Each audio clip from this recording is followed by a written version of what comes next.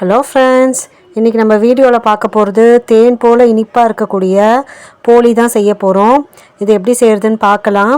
Festival season start ஆகிடுச்சு இல்லையா? ஆடி பிறந்தாலே இனிமேல் லைனாக பண்டிகை தான் வர ஆரம்பிக்கும். ஆடி வெள்ளி ஆடி செவ்வாய்க்கெலாம் நம்ம ஸ்வீட் செய்வோம். ஆவணியை விட்டத்துக்கெலாம் போலி செய்வோம். வடை பாயசம் அந்த மாதிரி பண்ணுறதுக்கு பதில் இந்த மாதிரி போலி கூட நம்ம பண்ணிக்கலாம் ஆடி வெள்ளியில்.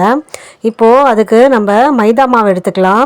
எப்போவுமே பார்த்தீங்கன்னா போலி பண்ணும்போது நாங்கள் அளந்தெல்லாம் பண்ண மாட்டோம். ஒரு கண் திட்டத்தில் தான் பண்ணுவாங்க எங்கள் மாமியார். அதனால் ஒரு கண் திட்டமாக கொஞ்சம் மைதா மாவு எடுத்து போட்டுக்கிட்டோம். அவங்களுக்குலாம் பார்த்தீங்கன்னா அதே மாதிரியே செஞ்சு பழக்கமாகிடுச்சு. அளவுலாம் டக்குன்னு அளந்தெல்லாம் போட மாட்டாங்க. அப்படியே ஒரு கண் திட்டமாக போட்டு அப்படியே செய்ய ஆரம்பிப்பாங்க. இப்போது மைதா மாவு கொஞ்சம் தண்ணி தெளித்து அதில் கொஞ்சம் மஞ்சள் பொடி போட்டு நம்ம நல்லா பிசைஞ்சு எடுத்து வச்சுக்கலாம். நல்லா பிசைஞ்சதுக்கப்புறம் லாஸ்ட்டாக ஒரு ஸ்பூன் எண்ணெய் ஊற்றி நம்ம இந்த மாதிரி வச்சிட்டோன்னா ஒட்டாமல் நல்லா சாஃப்டாக இருக்கும். இது என்ன ஒரு விஷயம்னா, மைதா மாவு ரொம்ப நேரம் ஊற நமக்கு போலி நல்லா சாஃப்டாக வரும். நாங்கள் காலையிலே மாவு பிசைஞ்சு வச்சுட்டோம், மத்தியானம் தான் செய்ய ஆரம்பித்தோம். அதனால் ஒரு 4-5 மணி நேரமாவது ஊறணும். ஒரு தட்டு போட்டு மூடி வச்சுருங்க. அடுத்தது கடலைப்பருப்பு ஒரு 2 கைப்பிடி எடுத்து அதை நல்லா அலசிட்டு குக்கரில் வேக வச்சு எடுத்தாச்சு. பார்க்கும்போது முழுசாக இருக்க மாதிரி இருக்கும், ஆனால் கையில் வச்சு நம்ம மசிக்கும் பொழுது அது நல்லா நல்லா அமுங்கிறது பாருங்கள். இந்த மாதிரி இருக்கணும். இப்போது வேக வச்சு எடுத்த கடலைப்பருப்பை தண்ணி இல்லாமல் நல்லா வடிகட்டி எடுத்து வச்சுருவோம். நல்லா மசிஞ்சிருக்கு பாருங்கள் கடலைப்பருப்பு. இந்த அளவுக்கு இருந்தால் போதும், ஏன்னா நம்ம மிக்சியில் போட்டு அரைக்க தான் போகிறோம். அடுத்தது ஏலக்காவை இந்த மாதிரி தோல் உரித்து எடுத்து வச்சுக்கோங்க. இப்போது மிக்சி ஜாரில் ஏலக்காய், திருகி எடுத்து வச்ச தேங்காய், அடுத்தது நம்ம வேக விட்டு வடிகட்டி எடுத்து வச்ச கடலைப்பருப்பு, இது எல்லாத்தையும் ஒன்றா போட்டு மிக்சியில் ஃபஸ்ட்டு அரைச்சி எடுத்துக்கலாம். முதல்ல நம்ம தண்ணி தெளிக்காமல் முதல்ல அரைச்சிக்கலாம். அதுக்கப்புறம் தேவைப்பட்டால் லைட்டாக தண்ணி தெளிச்சிக்கலாம். இப்போது கடலைப்பருப்பு தேங்காய் இது எல்லாமே நல்லா அரைஞ்சிருக்கு. இதோடு சேர்த்து நம்ம வெல்லம் எடுத்து வச்சுருக்கோம் போலி பூரணம் பண்ணுறதுக்காக. இது எல்லாம் எதுக்கு பார்த்தீங்கன்னா பூரணம் பண்ணுறதுக்காக உள்ளே வைக்கிற பூரணம். இப்போது அரைச்சி வச்சுருக்க தேங்காயோட நம்ம எடுத்து வச்சுருக்க வெல்லத்தையும் சேர்த்து தண்ணியெல்லாம் தெளிக்க வேண்டாம், அப்படியே அரைக்கலாம். வெல்லத்தை திருகி தானே எடுத்து வச்சுருக்கோம், அதனால் நம்ம அப்படியே அரைச்சிடலாம். இப்போது அந்த பூரணம் ரெடியாக இருக்குது. பார்க்குறதுக்கு உங்களுக்கு சேர்ந்த மாதிரி இருக்குது இல்லையா? தண்ணியாக இருக்க மாதிரி இருக்குது. எப்படி தட்ட முடியும்னு நம்ம நினைப்போம். இப்போது அந்த பூரணத்தெல்லாம் நம்ம கலரணும் அடுப்பில் வச்சு. முதல்ல வாண்லியில் 2 ஸ்பூன் நெய் சேர்த்துப்போம். அதுக்கப்புறம் நம்ம எடுத்து வச்சுருக்க அந்த தேங்காய் வெல்லம் விழுது இருக்கு இல்லையா? அந்த விழுதை இந்த நெய்யில் சேர்த்துருவோம். தண்ணியெல்லாம் எதுவுமே அலம்பி விட வேண்டாம். நம்ம அப்படியே இருக்கிற விழுதை அப்படியே இதில் சேர்த்துடலாம். சேர்த்ததுக்கப்புறம் நல்லா கலர ஆரம்பிக்கணும். நல்லா கலரிட்டே இருக்கும்போது பார்த்திங்கன்னா அது நல்லா இறுகி வரும். அந்த வெல்லம் தேங்காய் கடலைப்பருப்பு எல்லாம் சேர்ந்து நல்லா கெட்டியாகும். அது கெட்டியாகிற வரைக்கும் நம்ம நல்லா கலரிட்டே இருக்கணும். சப்போஸ் அடி பிடிக்கிற மாதிரி இருந்ததுன்னா கொஞ்சம் நம்ம நெய் வேணால் சேர்த்துக்கலாம். நெய் சேர்த்துக்கிட்டு நம்ம கலரிண்டே வந்தால் நல்லா கெட்டியாகும், இறுகி வரும். இந்த தேங்காய் வெல்லம் கடலைப்பருப்பு பூரணம் ஒவ்வொருத்தர் ஒவ்வொரு மாதிரி கலருவாங்க. நாங்கள் பண்ணுற மெத்தட் இந்த மெத்தட் தான். இது நல்லா உங்களுக்கு உள்ளேயும் சாஃப்டாக இருக்கும் போலி, வெளியிலையும் உங்களுக்கு சாஃப்டாக இருக்கும், நல்லா இருக்கும் சாப்பிட்றதுக்கு. இப்போ பாருங்கள், நல்லா கலரி நல்லா இறுகி போச்சு அந்த பூரணம். இப்போது நம்ம ஏதாவது பட்டர் பேப்பர்லேயோ இல்லை கவர்லேயோ வாழை இலையிலையோ இல்லைன்னா நமக்கு எண்ணெய்லாம் வாங்குவோம் இல்லையா? அந்த கவர் நீங்கள் தூக்கி போடாமல் வச்சுருந்தீங்கன்னா அதில் இது மாதிரி உள்ளே ஆல்ரெடி எண்ணெய் இருக்கும். அந்த கவர்லேயே மைதா மாவை நல்லா உருண்டையாக பிடிச்சி கொஞ்சம் சின்ன உருண்டையாக எடுத்திங்கனாலே அது நல்லா எலாஸ்டிசிட்டி இருக்கும், அதில் நல்லா உங்களுக்கு இழுக்க வரும்.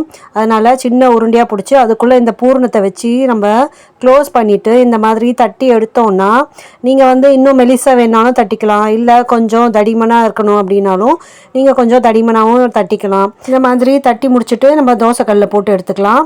இப்போ அடுத்தது இந்த மாதிரி உருண்டையாக உருட்டிட்டு அதை நல்லா 2 விரலால் நல்லா இந்த மாதிரி ஓரத்துலலாம் கார்னர்ஸ்லாம் பார்த்திங்கன்னா நல்லா இழுத்து விட்டிங்கன்னா எவ்வளோ பெருசு வேணாலும் நம்மளால் இந்த மாதிரி தட்ட முடியும். அதுக்கப்புறம் உள்ளுக்குள்ளே இந்த மாதிரி பூரணத்தை வச்சு ஸ்டஃப் பண்ணிவிட்டு மூடிட்டு நல்லா திரும்பவும் போட்டு இந்த மாதிரி தட்டி எடுத்துக்கலாம். இது பூர்ணம் வெளியில் வராத அளவுக்கு நம்ம அதை ப்ரெஸ் பண்ணணும். அப்போ தான் நல்லாயிருக்கும். இல்லைனா அடுப்பில் வச்சிட்டிங்கன்னா அந்த பூர்ணம் வெளியே தெரிகிற மாதிரி இருந்ததுன்னா உங்களுக்கு வெல்லம் தானே அது டைரெக்டாக நம்ம அடுப்பில் வைக்கும்போது ஒரு மாதிரி தீஞ்ச மாதிரி ஆகிடும். அதனால் வெளியில் தெரியாத அளவுக்கு நம்ம இந்த மாதிரி தட்டி எடுத்துக்கலாம். இந்த போளி வந்து நிறைய பேரோட ஃபேவரட் ரெசிபியாக இருக்கும். ஆனால் வந்து நம்ம இதை அடிக்கடி பண்ண மாட்டோம். ரேராக தான் ஏதாவது விசேஷ நாளில் பண்டிகைக்கு அப்படி தான் பண்ணுவோம். இந்த மாதிரி ட்ரை பண்ணி பாருங்கள் நீங்களும். நல்ல இனிப்போட தேன் மாதிரி இனிப்பான ஒரு போளின்னு தான் சொல்லணும். அந்தளவுக்கு இனிப்பாக நல்லா டேஸ்ட்டாக சூப்பராக இருக்கும், சாஃப்டாகவும் இருக்கும். அடுத்தது நம்ம தோசைக்கல்லில் கொஞ்சம் நெய்யை தடவிக்கலாம். நெய்யை தடவிட்டு சூடானதுக்கப்புறம் அந்த கவர்லேருந்து அப்படியே அந்த போலியை இதில் போட்டுட்டு ஃப்ளேம் வந்து மீடியம்லேயே வச்சுக்கோங்க. வச்சுட்டு மேலே கொஞ்சம் நெய், கொஞ்சம் சைட்லேயும் நெய்யை விட்டு நம்ம இந்த மாதிரி திருப்பி திருப்பி போட்டு எடுத்தோன்னா நல்லா பொன்னிறமாக சூப்பராக. ரொம்ப நேரம் ஊற வச்சதுனால மைதா மாவை ஒரு 5 hours கிட்ட ஊற வச்சுருந்தோம். அதனால் அடுப்பில் போடும்போது பார்த்திங்கன்னா நல்லா உப்பி வருது, மேலே சாஃப்டாகவும் இருந்தது. போலிக்கெலாம் வந்து கொஞ்சம் நெய் வந்து சேர்த்து தான் ஆகணும். அதுக்கெலாம் வந்து நம்ம கணக்காக சேர்க்க முடியாது. கொஞ்சம் சைட்லேயும் மேலேயும் நெய் தடவினா தான் நமக்கு டேஸ்ட்டாக இருக்கும். சில பேர் போலி நல்லா நெய் தடவி தட்டிட்டு அதுக்கப்புறம் தட்டில் போட்டு சாப்பிடும்போது அதுலேயும் கொஞ்சம் நெய் விட்டு சாப்பிடுவாங்க. அது இன்னும் ரொம்ப டேஸ்ட்டாக இருக்கும். ரொம்ப ஹெல்த் கான்ஷியஸாக இருக்கும், அதெல்லாம் சாப்பிட வேண்டாம் அப்படின்னு நினச்சா நம்ம வந்து போலியை போட்டு எடுக்கும்போது நெய் சேர்க்குறோம் இல்லையா, அந்த நெய் மட்டும் போதும். அதுவே உங்களுக்கு டேஸ்ட்டு கொடுக்கும். அதை மட்டுமே நம்ம சேர்த்துட்டு நம்ம சாப்பிட்டுக்கலாம். தனியாலாம் நெய் சேர்த்து சாப்பிட வேண்டாம். இப்போ வந்து நல்லா சாஃப்டான தேன் போல் இனிப்பான சூப்பரான போலி ரெடி ஆயிருக்கு. கண்டிப்பாக நீங்களும் ட்ரை பண்ணி பாருங்கள். ஃபஸ்ட் டைம் ட்ரை பண்ணும்போது கொஞ்சமாக மைதா மாவு எடுத்து பிசைஞ்சு ஊற வச்சுட்டு நம்ம வந்து ஒரு 1/2 மூடி தேங்காய், ஒரு 1/4 கிலோ வெல்லம் அந்த மாதிரி சேர்த்து கொஞ்சமாக நம்ம பண்ணி பார்த்துட்டு அது ஓகே நல்லா வந்தது, நமக்கு வந்து அளவுலாம் கரெக்டாக இருக்குது அப்படின்ற பட்சத்தில் நம்ம கூட அளவு சேர்த்து இன்னொரு வாட்டி கூட பண்ணிக்கலாம். எங்கள் மாமியார்லாம் எப்போவுமே அந்த கந்திட்டத்தில் தான் செய்வாங்க. இந்த அளவு போட்டு அந்த மாதிரி செஞ்சு ரொம்ப பழக்கம் இல்லை. சில ஸ்வீட்களுக்கு சில விஷயங்களுக்கு மட்டும்தான் அளவு வச்சு பண்ணியிருக்கோம். இதெல்லாம் வந்து அப்படியே கந்திட்டமாக மாவு போட்டு பிசைஞ்சு இந்த மாதிரி பண்ணதுனால நான் உங்களுக்கு அளவு சொல்ல முடியல. ஆனால் பேசிக் வந்து பார்த்தீங்கன்னா மைதா மாவு, உள்ள பூரணத்துக்கு கடலைப்பருப்பு, தேங்காய், வெல்லம், இதுதான் மெயின். நாங்கள் பண்ண ரெசிப்பியை உங்ககிட்டயும் ஷேர் பண்ணிக்கிட்டதில் ரொம்ப சந்தோஷம். ஆடி மாதம் பண்டிகையெல்லாம் அழைக்கும்னு சொல்லுவாங்க. இனிமேல் பண்டிகை காலம்தான். ஒவ்வொரு பண்டிகைக்கும் ஒவ்வொரு ஸ்வீட் செய்வோம். பாயசம், சக்கரை பொங்கல், வேறு ஏதாவது கேசரி, அது மாதிரி செய்வோம். ஒரு நாள் போலியும் ட்ரை பண்ணி பாருங்கள் ஃப்ரெண்ட்ஸ். இந்த வீடியோ உங்களுக்கு பிடிச்சிருந்தா கண்டிப்பாக லைக் பண்ணுங்கள், ஷேர் பண்ணுங்கள், மறக்காமல் சப்ஸ்கிரைப் பண்ணிடுங்க ஃப்ரெண்ட்ஸ். Bye friends.